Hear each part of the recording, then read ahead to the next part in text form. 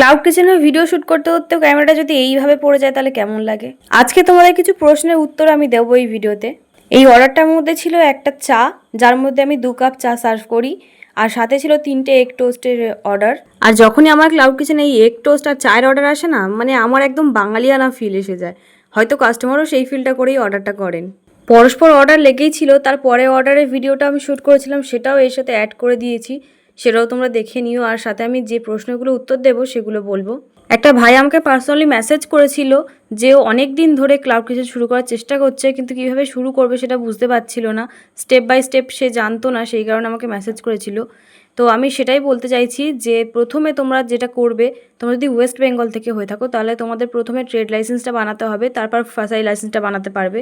Licence দুটো তোমরা কোথা থেকে বানাবে, কিভাবে বানাবে এবং কত খরচা হবে সব কিছু আমি ডিটেলসে বলে দিয়েছি একটা ভিডিওর মধ্যে। ভিডিওর লিঙ্কটা আমি এখানে ক্যাপশনে দিয়ে দিচ্ছি, তোমরা চেক করে নিও।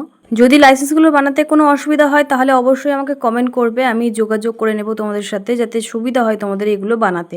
যেমনভাবে আমি বানিয়েছিলাম ঠিক তেমনভাবেই তোমাদের বানানোর ব্যবস্থা করে দেবো। লাইসেন্সগুলো রেডি হয়ে যাওয়ার পরে কি করতে হবে সেগুলো স্টেপ বাই স্টেপ আমি অবশ্যই তোমাদেরকে ভিডিও থ্রুতে আপডেট দিতে থাকবো। আর ভিডিওটা যদি ভালো লেগে থাকে তাহলে অবশ্যই চ্যানেলটাকে সাবস্ক্রাইব করবে আর নোটিফিকেশান বেলটা অন করে রাখবে, কারণ এরকম আপডেটিং ভিডিও আমি সবসময় দিতে থাকি।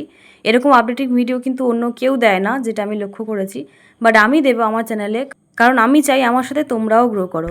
আজ তবে আসি, তোমাদের সাথে গল্প এখনো অনেক বাকি আছে।